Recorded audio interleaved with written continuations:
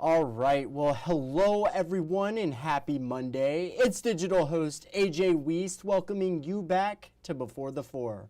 Of course, the live stream where I go through some of 48's top news stories and then some before our 4 o'clock newscast, wherever you're watching Before the Four this afternoon, whether it's on Facebook, YouTube, or the 48 Now live stream.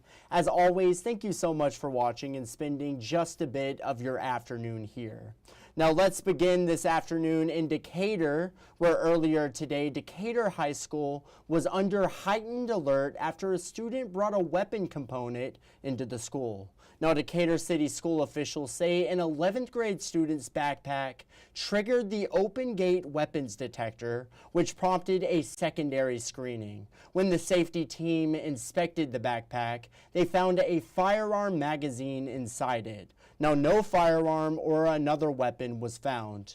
Officials say the student grabbed the backpack from the team member, knocked over part of the security checkpoint, and ran from the building.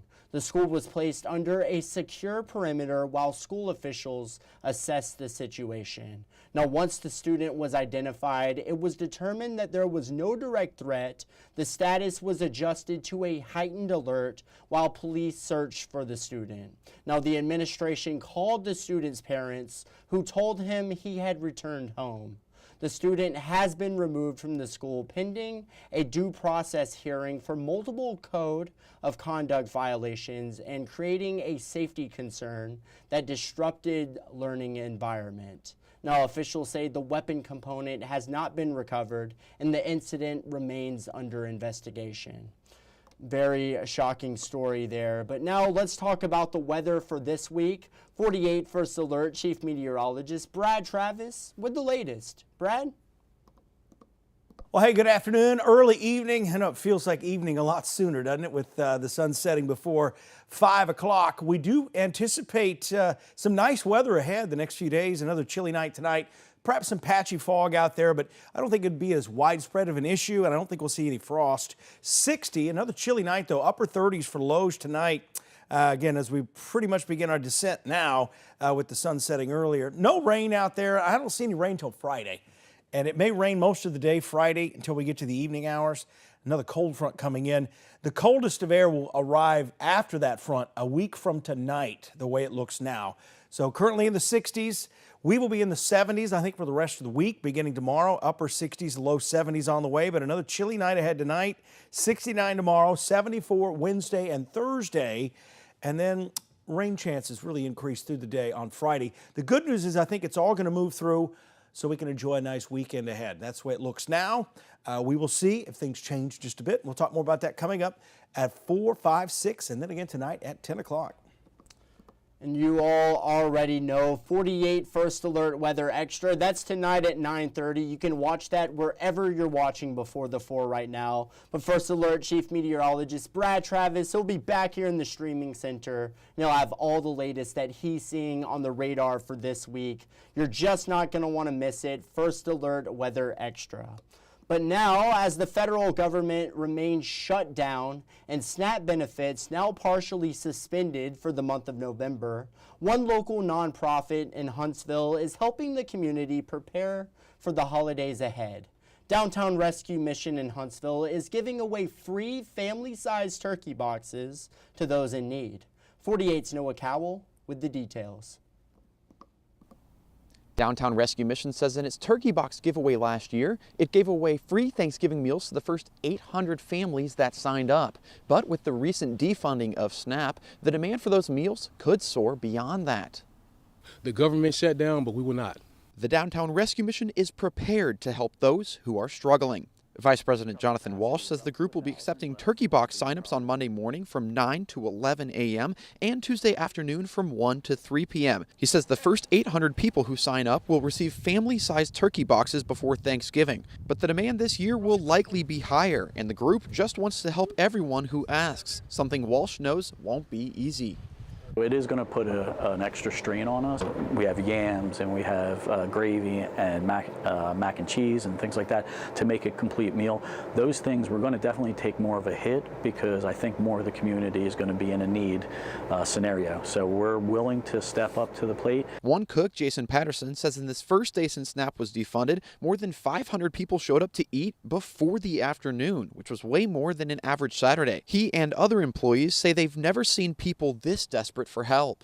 We gave probably about 100 coats away just in like 2 or 3 days. It's going to be one of the hungriest Thanksgivings ever. People are going to be really, really hungry. Normally you can go by Thanksgiving like, well, it's just a turkey. Not this year. These workers say they're committed to helping everyone they can, and they have a message for our leaders in Washington. It's hungry children out here. We are the greatest place on earth, but right now we're acting like we're one of the saddest places on earth because grown men and women won't talk. Get yourselves together. A lot of people depending on y'all to talk it out. The Downtown Rescue Mission has one more message, and it's for everyone who's watching this right now. If you're fortunate enough to be able to help, now is the time to step up because a small donation can go a long way. Reporting in Huntsville, Noah Cowell, 48 News, on your side. Well, good deal. And with that, we're going to head to break. But coming up, heading out to Madison, where its Mayor Renee Bartlett's first day in office was earlier today. Taking a look at the history of Huntsville's iconic Veterans Museum. It's all ahead. We'll go through it all in just 1 minute.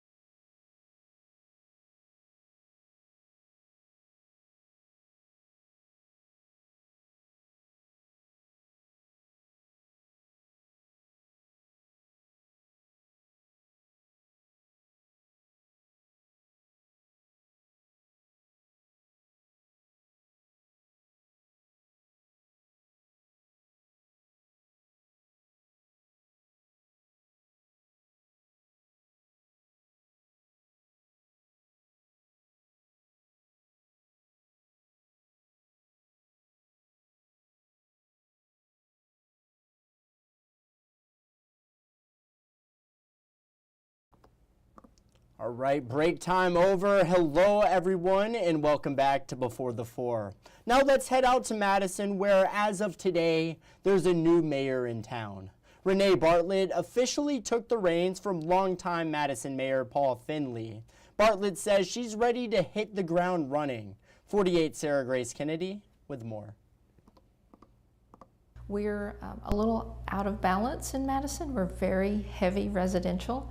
And those residences want places to shop and eat and support local business. Mayor-elect Renee Bartlett tells me that she will be focused on recruiting more commercial industries to Madison. She says that she would like to recruit more grocery stores to the area, since they generate a lot of sales tax revenue. Bartlett tells me that she is specifically focused on developing more industries along Hughes Road and Madison Boulevard. There is an area in our comprehensive plan that's called Midtown, and it reimagines that corridor between Hughes Road and Waltran on Madison Boulevard being commercial, mixed use, some residential. There's a great potential and opportunity there. Bartlett says that her and other city leaders are planning for even more population growth in Madison, especially with Space Command coming to Huntsville. With that increase in population comes a need for even more schools. We have a new elementary school that will be opening next fall. I'm so excited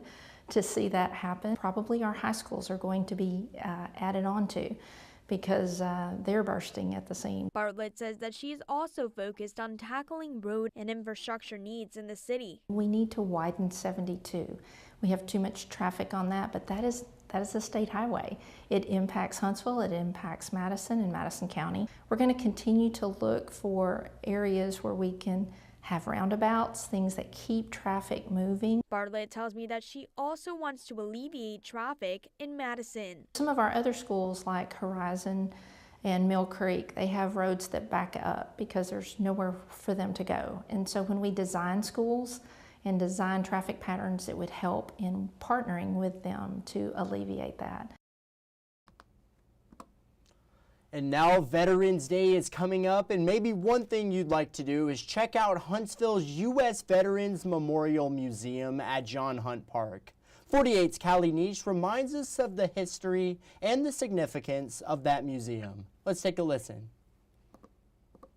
Not every park has this or this, smack dab in the middle of it. But Huntsville's John Hunt Park is home to the U.S. Veterans Memorial Museum. They're going to be walking into a wide range of history.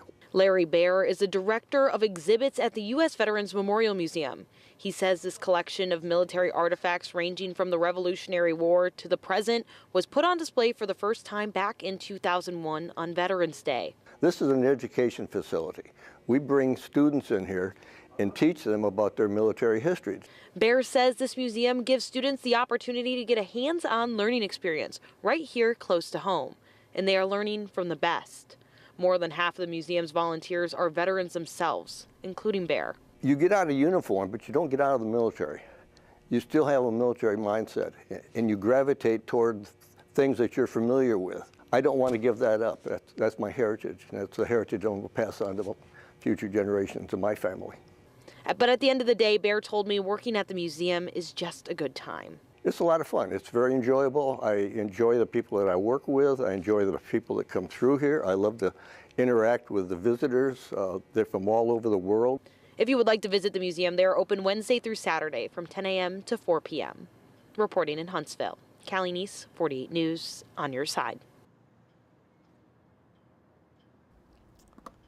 Well, good deal. And now let's head into the stories you're just not going to want to miss coming up in our evening newscasts. The latest on SNAP benefits, 48's Callie Nice will have that coming up.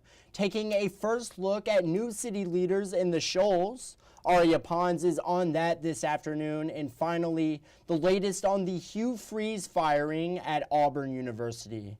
Carl Prather will have all the latest coming up, and these are just a few of the stories you're just not going to want to miss coming up in our evening newscasts. And now it is that time, y'all. It is time for Facebook fun. Our 48 Facebook question today. We actually asked 2 today, but we are going to run with the first question we asked first for today, and then tomorrow we will use our second question that we asked. And I'm super excited to see y'all's comments on both of these questions.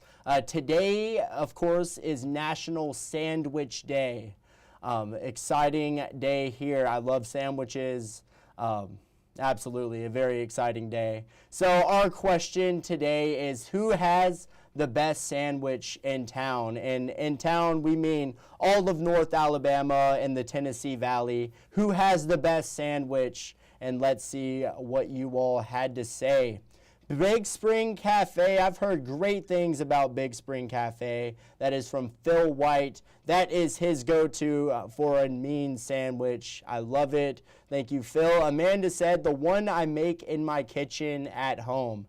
Amanda, I need to try one of these sandwiches. They sound really, really good. Thank you for commenting. Edith said, Pizza Chef, Florence Hot Italian Sub. He goes for the Hot Italian Sub. Cannot go wrong with that. That sounds really good. Jennifer said Melt is pretty darn good. And Jennifer, you are right. Melt is pretty darn good. April McCutcheon, she said 9th Avenue. If you know, you know. I do not know. I have not been to 9th Avenue, but it seems like it was a pretty popular comment today, no doubt about it. I'm going to have to check it out. And then Makisha said Hoot Nanny's Barbecue. And again, I have heard amazing things about Hoot Nanny. Their barbecue, their wings, their sandwiches. Every single thing I've heard that Hoot Nanny makes is really good. So I'm going to have to make a drive up there and try out some Hoot Nannies. And I don't even know what to roll with. The wings, the sandwich, the barbecue, a little bit of everything. I might have to just get the whole menu and try it. But awesome comments from you all today for National Sandwich Day. Tomorrow's question is, might be a bit controversial for some of y'all. And of course, that question is have you started listening to Christmas music yet? Some people, as soon as Halloween ends, it is officially Christmas season. But some people like me, I feel like you have to celebrate Thanksgiving in between Halloween and Christmas. You got to get the Thanksgiving holiday in there before you jump straight to Christmas. But some people disagree with that. That's okay, and we'll go through that tomorrow for our segment of Facebook Fun tomorrow. That'll be in tomorrow's Before the 4, of course, starting right at 3:40. But y'all, that is just about all the time I have for today's Before the 4. But thank you all for sticking around, spending a bit of your Monday afternoon here. I hope you all have a great night tonight. Enjoy tonight's evening newscast. And as always, thank you so much for watching. You all have a great night.